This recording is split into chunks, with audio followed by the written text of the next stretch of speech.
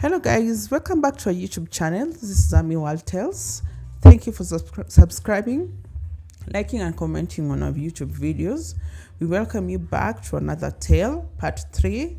We are going to do a recap of what we've been saying on the part 1 and part 2, and I hope you guys have been enjoying. I'd like to see your comments about the 2 parts that we did previously, and I hope you guys are really enjoying what we are doing. And in case of any improvement and any comment and any suggestion, write down the comments down below so that we can do some things that you have been suggesting. We thank you so much. So on the previous part 1 and part 2, I'll do a quick recap. So a man was walking in an abandoned building. He was walking on his way, going back home. From the things he was doing, he was hustling, going home. And he met an abandoned building. And he was curious to follow that building. And in the occurrence that he walked in that building, he met with a disaster that followed him back home. That we are going to continue with this sweet story and scary story. And I hope you guys will learn. At the end of this story, there's more to learn about life, morals, and things to do in life that you can escape and you can live to do as a human being in this world. Quick. Let's continue.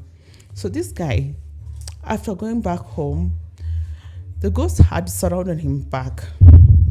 All of a sudden, he felt like there's somebody moving behind him. He was still scared, screaming and crying over what he had experienced earlier. And he didn't know that something would follow him back. But through this, he was followed back by this monster that was behind him. He didn't know what to do, and he was still scared.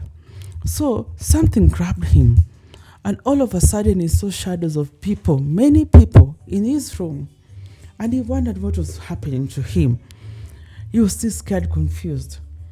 All of a sudden there was something looking fiery. A bright yellow light from the walls opened. He was still crying. He didn't know what to do. So he saw something like a door opening, like a portal from nowhere. And something was grabbing him from behind. The door was, something like a door was opening, like fire burning behind the door. He saw and he started screaming. Still, there's still some people inside his room that he cannot see the faces. They were like shadow people, skinny people. And the ghost had already disappeared. Now the people scattered in this room of his bedroom. So a fire was burning at that door that was opening inside his own room, a door that was not there.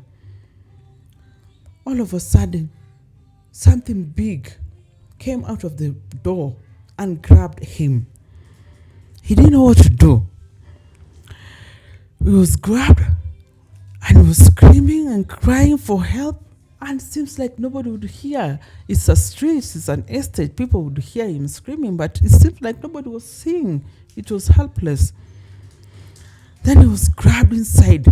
All of a sudden, he saw some creatures looking like demons grabbing him, chasing him. He tried to run back to that door, but it was closing. Little he didn't know, oh my God, he was entering hell, the gates of hell. He was inside hell. He saw demons grabbing him, taking him inside the hell to burn. But you guys don't know the twist in it.